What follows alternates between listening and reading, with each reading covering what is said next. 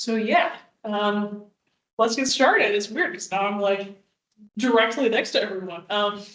Hello. The people in the room already know this because they've been to talks anymore, but to anyone online that might be unaware, hello and welcome to the RF Talk series. So this is being hosted by the Rose Tech Radio Club, and we are the amateur radio club on campus, which, if you don't know what amateur radio is, basically means that we're playing with signals technology and radios and antennas and just, building all that kind of stuff. So having a lot of fun with that kind of thing. So if you're interested in it, stick around and keep an eye out because we're doing things. Hey, oh my gosh, some people got here. Howdy. Yes. Yeah, we're just introing the talk series, but yeah, so this is our last talk for winter, and I think it should be a pretty cool one because I think this kind of brings us kind of full circle. We started with like some like communications fundamentals, but this will kind of bring us back to like radio fun times fundamentals. So Peter Handler will be talking to us. He's a ham radio operator. He's working at Motorola right now. And yeah, I'll let him kind of introduce himself the rest of the way, but have a good time. Perfect. So I'll share the presentation. Looks all good, or? Yeah, looks great. Okay, so this is my talk on public safety radio infrastructure hardware. I'm Peter Handler, W9PLH. I'm an extra class amateur radio operator. I got my bachelor's in electrical engineering from Bradley University in 2022, and I'm starting on my master's this January at ASU in electromagnetics, antennas, and microwave circuits. So I've been an RF engineer at Motorola Solutions in the infrastructure hardware group since 2022. And during then, I've held two positions. So I was, for 18 months, a large signal RF engineer. So that's working on power amplifiers. And for the last 12 months, I've been working as a small signal RF engineer. So that's on transceivers. In amateur radio, I have a lot of fun enjoying parks on the air, and as well doing weak signal digital modes involving things like FD8, JS8 call, Whisper. Have some fun playing, and also homebrew equipment and building my own. So on to the talk.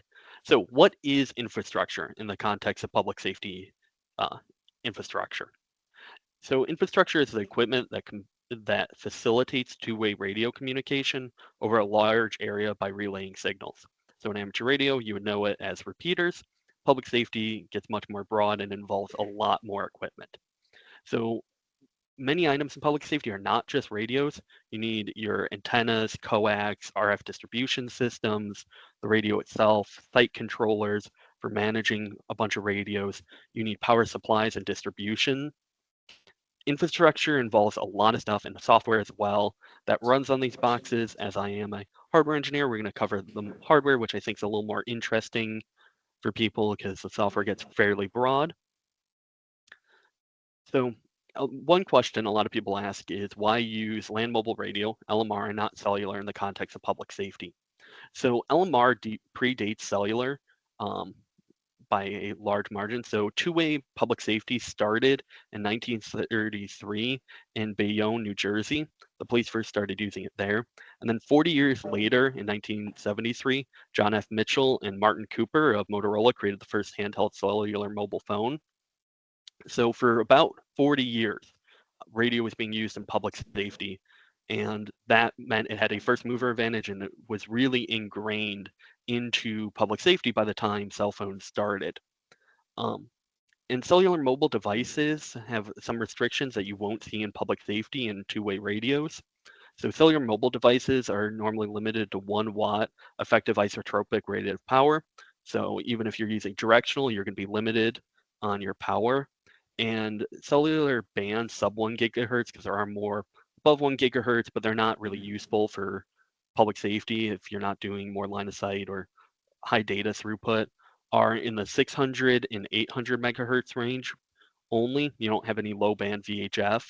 And in each band, specific channels are allocated, so you aren't just able to use anywhere within that band. They are channelized, and each telecom have their own spectrum in there. So depending on what carrier it is, you're not going to be able to use certain portions, and they're not used necessarily on the same equipment. Public safety, though, has its own spectrum allocations in the US. We get a low band VHF at 25 to 50 megahertz. Then we get our traditional VHF at 148 to 174. You get a small 220 to 222 megahertz, and then you get the large 450 to 512. And then you get your 700 and 800. 700 and 800 have downlink and uplink for repeaters, which is why the frequencies cross over at 794 to 824. And then as well, you actually have a higher non-sub 1 gigahertz 494 to 499, not 99, 490 megahertz allocation that's used, for my understanding, more point to point. Public safety handhelds also don't have a limit to power the same way that cellular devices do, due to cellular being a mass consumer technology and used by so many different people. The rated power has limited, so we don't get interference. But given public safety is much more limited in users, the limit on handhelds is much higher and often is running against a very high legal limit. And so handhelds are more limited to the SAR, specific absorption rate, which is a index of how much radiation someone should be exposed to at certain distances, at certain frequencies and power levels. So that really governs how much power a handheld can put out. Most handhelds, given the SAR rating, will only put out about 5 in VHF, UHF, and 800, 5 watts at the antenna port. So not even ERP, that's before. So handhelds have a lot more power, so you get a lot more range out of them, which is better if you're going into buildings or basements. You get through a lot more. And as well, the density of towers. Cellular requires a very high density for towers in an area if you want to be able to maintain your connection to the towers and get the data throughputs needed on things like data.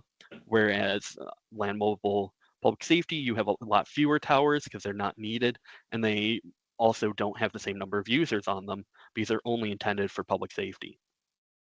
And I realized I didn't clarify. If you have any questions at any time in the talk, please speak up. I'm happy to answer. And it's probably better I don't continue on for a while with people having lingering questions. I have a quick question.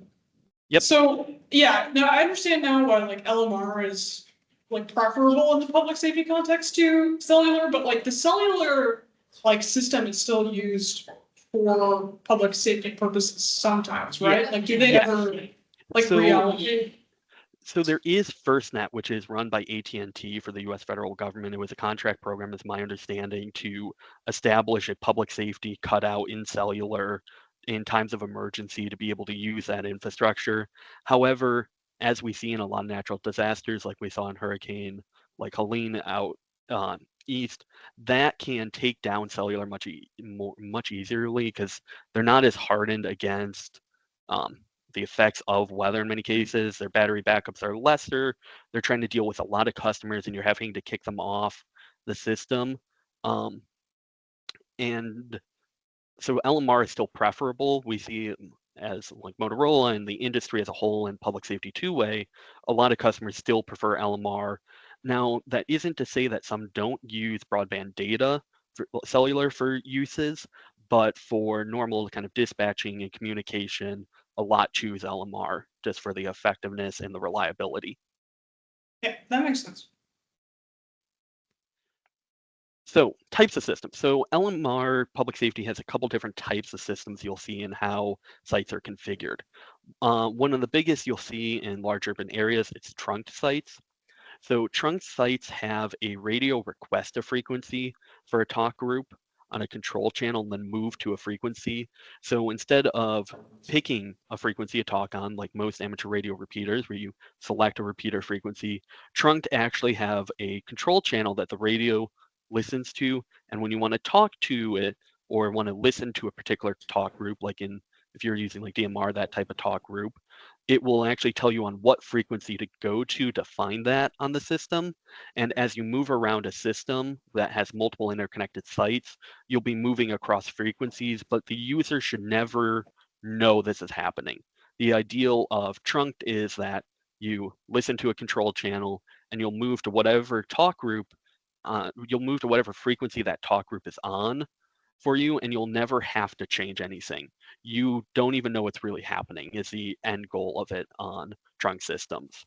And this allows to support a lot more users so that you don't have a bunch of frequencies taken up by people who aren't using it, or you're trying to more containerize people on it so that you may have EMS on one scene on one channel, you may have police at a different scene nearby on one, and you'll have a bunch of different users who can all talk without needing their own frequency to do so.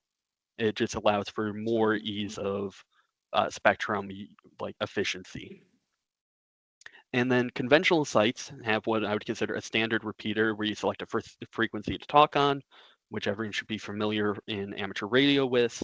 And conventional sites still exist. Trunk sites haven't overtaken them. Conventional is still used a lot. Trunk sites you'll see more at 7,800 just because of band planning reasons and efficiency. Conventional sites you'll see more at VHF and UHF, but there isn't a requirement to have one or the other anywhere in the band. Conventional sites have that downside I said of you have to pick a specific frequency, so you cannot kind of section off users as much as you can on a trunk system. And one other important type of distinction for a system, it can be trunked or conventional. In my understanding, it's called simulcast. So simulcast use multiple sites that are interlinked interlinked, and the repeaters are set to the same frequency across multiple sites. You may have multiple frequencies, but each site will be on a single frequency overlapping the coverage area.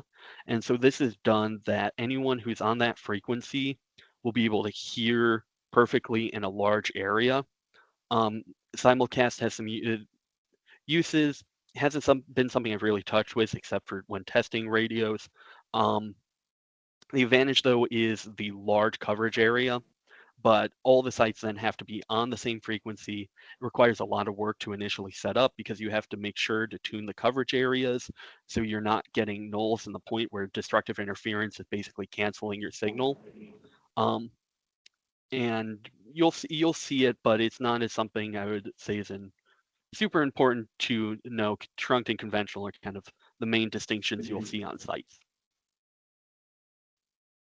So in the US, when you are talking public safety, you'll hear the phrase P25 or APCO Project 25. So the Association of Public Safety Communication Officials International formed the P25 standard in 1989 with deployment starting in 1996 of equipment for it. P25 is a digital communication mode that is standardized and has many requirements required by the US federal government for intercompatibility between agencies, interoperability, and it's the digital mode you'll see most used in the US for public safety. And it's mainly only used in North America and Australia in large deployments, but it is used in over 83 countries in some degree. P25 has two main modes. So when P25 was formed, 12.5 kilohertz was picked as the channel spacing, which is narrow FM amateur, as we were moving away from the wider 25 kilohertz wide FM channel size, channel bandwidth, and it was using a C4FM digital architecture, and this is now considered legacy in phase one in the P25 standard. And this was because in 2006, to my memory, they wanted more spectral efficiency as having 12.5 wide carriers was just taking up a lot of spectrum space as more departments were bringing on systems. And so phase two was developed and implemented, which is a H-DQ PSK 12.5 kilohertz 2 time slot channel mode. So this allows that each channel is broken up at 2 time slots, and if you don't know what time slot is, this is a TDMA mode, so time division multiplex access. So you have alternating frames within a second that will have a kind of talk group on. It can be the same talk group given some systems, but they're often alternate. So you can have two people effectively talking at the same time. You lose a little bit of audio fidelity if you're doing this and you aren't using good audio codecs and compression to make sure you aren't losing. But this allows for much more efficient use of spectrum space because now you can have a single RF carrier with two distinct conversations happening on it. P25 supports simulcast, conventional, and trunked in the standard. These are all built in parts of the standard. But the P25 itself was kind of developed for the US in mind, and it's optimized for wide area coverage. And due to this and a few other limitations and when the spec was written, it has a limited data rate of 9.6K baud. And if you don't realize what baud is, because I use a lot in RF, equivalent to like bits per second. And so you don't have that much data throughput. It's really good for voice, but not as much if you're trying to send a lot of data, which is why, as I said, cellular is used for some things because you can't transmit lots of data over a P25 channel. Any questions about P25 or? So is the 9.6 kilobaud like limit, like, are people, does that like frustrate people? The only reason I ask is because it kind of reminds me of some of the like baud limits on like the ham radio bands where people are like, well, this is outdated. Or is it kind of more of a like, that's kind of like an acceptable like data limit for these kinds of use cases, so it's not such a big deal? So my understanding is some people, customers and systems do want a higher data rate, which is why there's been initiatives for non-P25, like broadband data, like LTE over LMR systems that some people want, or other site types of things where you're doing broadband data over LMR. 9.6 is a pretty low limit, especially nowadays. I mean, when the standard was developed in 1996 and deployed, that was pretty fast. There are tricks that different providers try to use and manufacturers of radios to take better use of that 9.6 K baud. There are a lot of kind of difficulties in this. Yeah, it's a space that because I don't deal with customers on this too much, I don't know about how much some are clamoring for higher data rates, but I do know it is a difficult thing to kind of design around when nowadays a phone can get 1,000 times that and not be really affected. Yeah, for sure. That makes sense. So while P25 is dominant in the US, Tetra is another standard you'll hear in public safety, the terrestrial trunked radio. So this is an ETSI standard, so the European Technology Standards Institute. They designed this standard known as terrestrial trunked radio, which was actually formerly Trans-European trunked radio when it was founded in 1995. So Tetra was designed with Europe in mind. It was designed by the EU, ETSI, and it is a 25K wide carrier, but it uses 4 time slots for an effective 6.25 kilohertz channel spectrum use. So this is the same as P25 in effective spectrum use. However, it only requires one carrier to do 4 channels. So this kind of optimizes it more for high population density areas, meaning that you can have fewer carriers, so you can have more sites close together to serve an area. And the main reason for that is you have to have your guard band between your frequencies. So if you have a 12.5 wide signal and you're trying to fit multiple together, you may have a guard band as low as say 3 kilohertz. So if you're trying to fit multiple signals in say 30 kilohertz, because that's the only available space, you can only fit 2.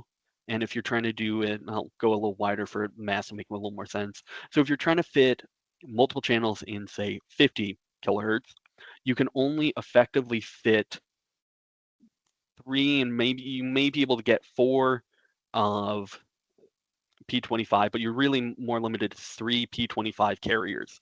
And that would give you 6 talk channels effectively if you use each one, whereas Tetra could do 8 in the same because the 3K guard band isn't going to limit it as much.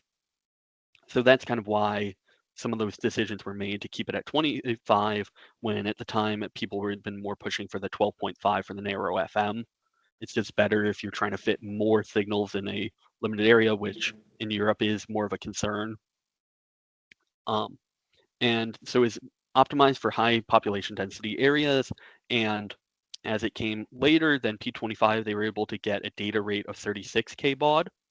So that means they have higher data throughput and a higher focus often in data than voice. P25 was really optimized for voice at the time over digital. Tetra was able to incorporate a lot of what's kind of being learned at the time in digital radio and get a higher baud and be able to put more data through each channel.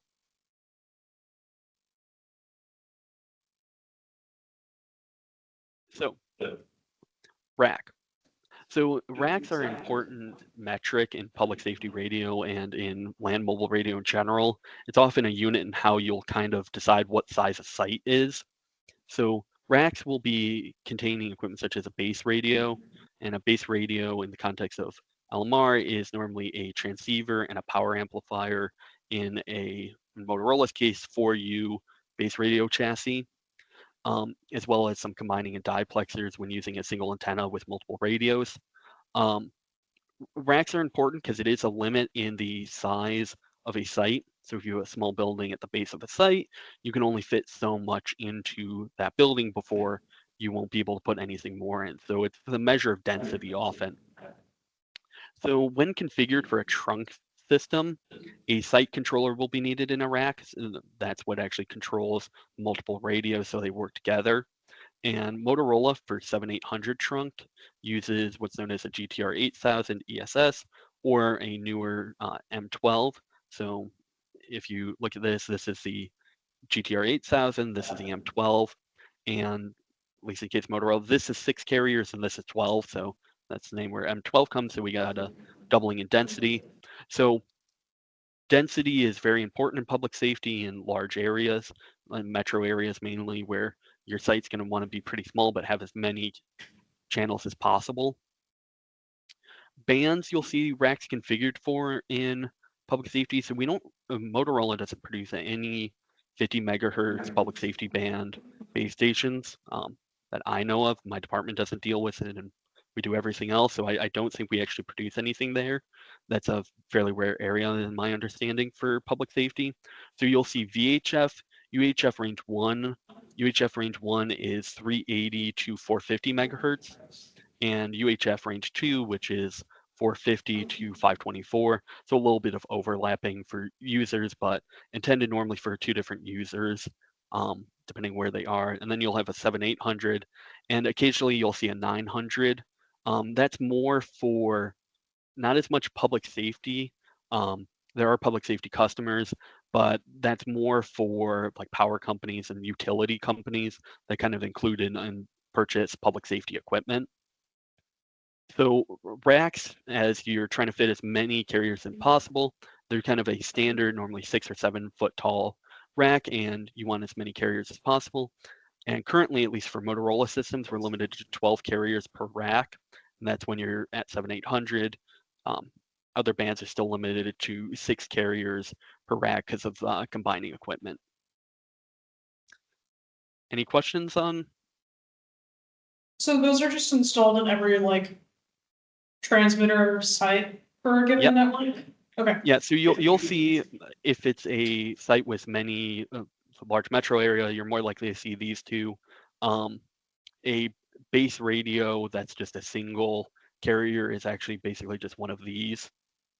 If you look, there's 3 across, 2 down, so there's 6, and they basically look like that. Just a 4U 19-inch wide standard rack size, and that will be one normally 100-watt at most carrier. So site control. I mentioned in the last slide, when you're setting up a site, you'll have a site controller. So site controllers assign radios using the trunk channel to a talk or data channel, and as well what routes the talk groups to a zone controller. A zone controller is basically a site controller for the sites and manages multiple interconnected sites, and it will otherwise route radio traffic within the site. So if you just have a single site system but multiple radios, it'll be what actually moves audio across. If you're having people on multiple ones talking out to say like dispatch would be connected through the site controller so that they're hearing radio traffic if they're not using their own radios to listen. So the main other function of site controllers and system is to run local services such as software, um, so location services, messages, and radio management. Messages may sound weird, as you would assume it does that natively over the data channel, but there are extra messages you can actually provide, such as like man down and additional services that may not be included within the normal P25 framework that are additions as a software layer over that. Site controllers, while touching the site hardware, are a lot of software that sadly I don't get as much exposure to as I probably should to fully understand how some of it works. So then the next most important part in a site is the transceiver. So transceiver is the core radio. It's its ability to transmit and receive radio signals, where the name transceiver comes from, if you didn't know. So many different architectures for transceivers exist. I'd say the most popular are a super heterodyne or direct conversion uh, radio system. Super heterodyne is, I think, almost 100 years old. It has been around since the early days of tubes, and I think shortly after spark gap started. Direct conversion is much more modern technology, as it requires a um, ADC running at the same frequency as what you're trying to sample. So if you're running at 800 megahertz, it has to be able to pull at 800 megahertz, actually 1600 because then I quit sampling, but it has to be able to directly convert that RF signal into your digital data. So a lot of work goes into that. Super heterodyne is a more simple. Motorola still uses super heterodyne transceiver architecture, as we find it provides a reliability um, in our products that it's kind of hard to get with direct conversion, and cost in super heterodyne design is lower normally. Because super heterodyne, if you haven't reviewed your, is it still included in the tech? Do you have to learn about super heterodyne architecture? On the technician Yeah, exam? I knew I thought it was mentioned in tech, or is it not anymore? I mean, I don't know. I got licensed like 8 years ago. Do you Yeah. remember that exam? He doesn't remember it, so probably. Yeah, I don't think it was on it when I did it. Okay, so super heterodyne is the process of converting a baseband signal to an intermediate frequency in IF, and then mix it to RF. Um, and in the reverse, you go from your RF to your IF to your baseband. And the reason you'd want to do this is um, filtering at many different frequencies over a large bandwidth can be pretty difficult and costly, or at least in the past it certainly was. So the super heterodyne allowed for a large operating bandwidth with lower filtering costs, because you were changing your local oscillator um, to mean that instead of operating at, say, 450 megahertz, you would be mixing and you would actually be running much closer to DC. So you could be in the kilohertz in the old days. So it was used for AM, FM radio, not FM, AM radio when it was first invented, um, so that you didn't have to have expensive tuning at home radios. You'd be able to simplify and make it smaller. Um, it also allows for a nice sharper selectivity in a receiver. Um, by doing so, because you're able to filter out a lot of components, and you're really limiting the amount of signal you're getting in by having your filtering in your IF stage instead of going to like a direct conversion. Any questions on this? No, a little more detail than the previous.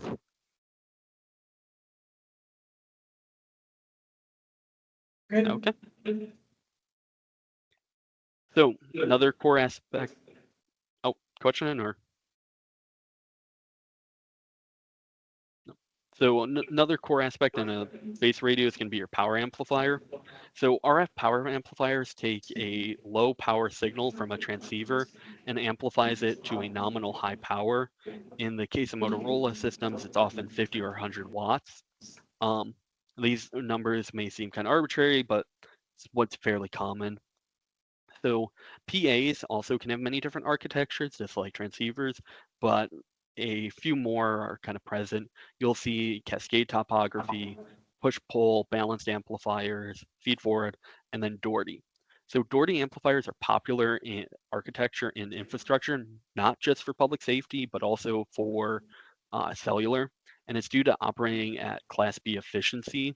So infrastructure needs a high peak to average performance given the types of signal modulation we use, and as well you need very flat gain. So you need a high linearity for P25 and similar digital modulation modes. So Class B is really what you need, and Doherty provides a very simple way of getting there. So you'll see Doherty mentioned in cellular. I think cellular lately has been going away from Doherty with the rise in like GaN amplifiers, and they've been going to some different designs, is my understanding. But in public safety, Dohertys are still very common as an amplifier architecture.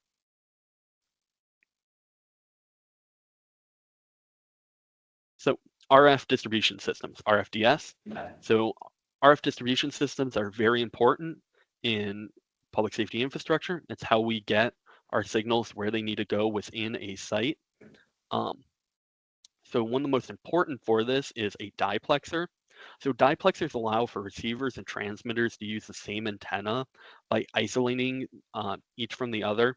So it splits transmit and receive frequencies. So in a site, you'll normally have a point in the band where you'll have an uplink frequency set and a downlink, and those will be on different sides of the band. And by doing so, you're able to have a high and low pass point in the diplexer, so you can split them from each other, so you're not having high power RF from the transmitter coming into the receive port on the antenna, because the less antennas you're able to have at a site, the better, because you are able to more efficiently use the coax and the cost goes down. And if you're having 8 radios, you don't want 8 antennas up. So a diplexer is very important. And then as well, another important part of that is a splitter. So splitters will take a single RF input and output the signal on multiple ports. So splitters will have normally a nominal loss of about 10 log 10 of n, where n is the number of ports. So if you're just doing a simple 2-port splitter, you should expect to see at least 3 dB in the ideal, because you're having the power. So you have to lose 3 to have your power on each port. You will normally have some more loss for insertion, just power lost in the device. Splitters you'll see often used for receive, and they're a very important part in a receive chain because each radio will have their own receive, and you need to get that to 8 radios. So you need to be able to split out to 8 ports. And combiners are the opposite of a splitter. It takes multiple RF input signals and combine them into one output signal while providing normally high isolation between the inputs, because you do not want a transmitter dumping a lot of power into another transmitter in the site.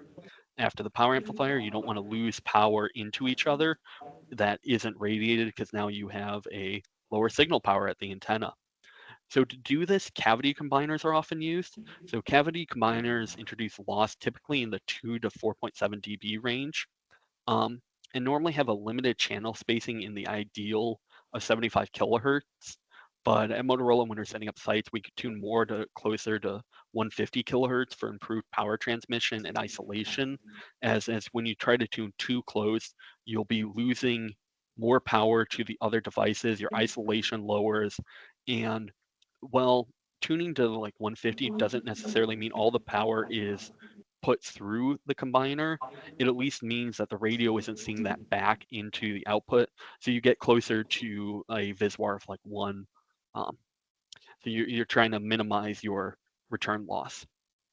Cavity combiners, though, have a big limitation in that they're basically antennas within a box that radiate and couple to each other. So because of that, they scale relative to wavelengths. So a VHF combiner will be larger than a UHF, which will be larger than an 800.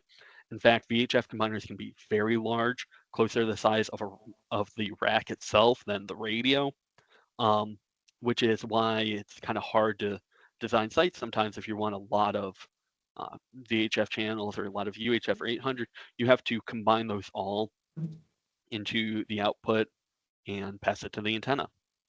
So any questions on this? We're good. Okay. So power. So while we talk about everything, power is just as important in a rack. We want to make sure our devices can actually turn on and have what they need. So racks are often powered by DC in many sites nowadays. Um, and they'll use a common voltage. So 13.6 really is not used in public safety, but is common in other radios. 28 volts is very common in public safety, but a lot of sites have been moving to 48 volt DC just because of efficiency gains in doing so. Um, and 28 volt and 48 volt for a site can be also dependent on the architecture of the radio.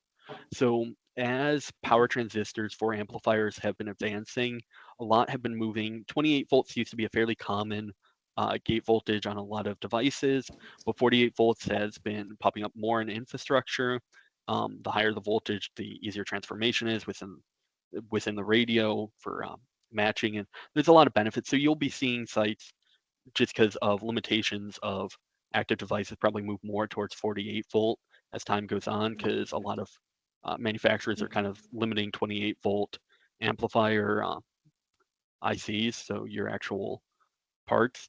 Um, the power supply to a radio also must have a low noise on the supply line and stable voltage. You don't want a lot of noise introduced into the radio from your supply. So DC makes a nice compromise to that, as you're not having the 50 or 60 hertz input of an AC supply that hum on it. But you have to keep a stable voltage. If your voltage is dropping unexpectedly or sagging, or you're getting close to brownout conditions, that will massively affect the radio's performance.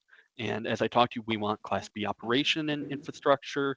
So we want to make sure that we're not having sudden voltage drops or spikes that are going to be affecting the radio's performance. So individual base radios may support AC or DC inputs. In Motorola's GTR series, we support both 128 AC or 28 volt DC inputs, um, as those are just a single BR and customers may want to do either.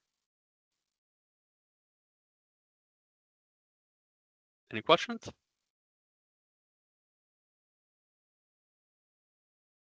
Okay. So PCR, private commercial radio. So private commercial radio, as the name implies, is not public safety, but similar in many regards. In fact, PCR can be used for public safety, but is intended for private two-way systems. You'll see PCR radios often being used in uh, countries more overseas where the budget of something like a Motorola Astro system, the very expensive GTR series, is not really achievable, or they just need a smaller site. Um, so you will see those. In these image, we have a Motorola SLR 8000, 5000, and 1000, and they go 100 watt, 50 watt, and 10 watt for the units. The SLR 1000 is actually pull mount, which is one reason some customers may choose something like that, where they are in a remote area and want to put it up on a tower. Um, PCR allows for interconnected repeaters using protocols such as DMR, digital mobile radio, which was a Motorola protocol, or other protocols. There are many different ones in uh, PCR radios, but many sites are going to be standalone single frequency repeaters, as a lot of customers in private commercial don't need the large sites that public safety needs. You're not going to be serving maybe thousands or tens of thousands of employees, each with a radio often. So you'll see smaller sites built for PCR. Any questions about this? Okay. So who works on infrastructure equipment, at least the hardware? Infrastructure equipment requires the work of many different engineers to build our products. We have mechanical engineers, digital, electrical, and computer engineers who design like the digital control layout, who work with people like FPGA engineers to implement a FPGA to control the radio. We have power electronic engineers to design our power supplies, our voltage rails, all the power, and then you'll have people like me, RF engineers, to actually design the RF lineup.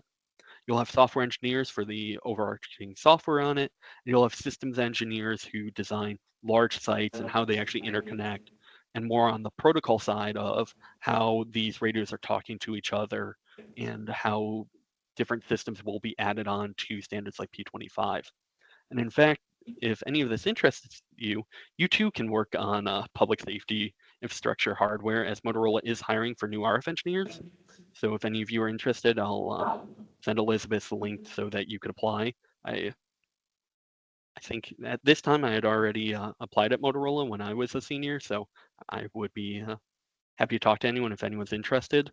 Yeah, we'll send the link out to the radio club. I'm sure there's some, even though we don't have like a ton of seniors, I'm sure there's people that would appreciate having that on their radar, for sure. Yeah, and then more questions. Any questions more about public safety infrastructure radio or broader questions about the technology? Let's say thanks first. Round of applause. Any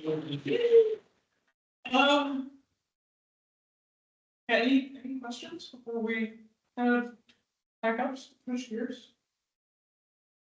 No? Okay. I don't know. This is just my anecdote, but I can't remember if I mentioned this to Peter, but like when I was still really active doing ham radio things in Chicago, I kept joking with people that like every ham radio person in like Chicago or like the farther suburbs like ended up working at Motorola, especially the Schaumburg location. Like you'd look at people's call signs and they'd be like, "Yeah, I've been an engineer at Motorola for 20 years," and it just kind of became a running joke. So, but yeah, I guess you can kind of see why there's like so much overlap with the hobby in really obvious ways. So yeah, it's cool to see. Thanks for talking to us, Peter. This was super neat. Yeah.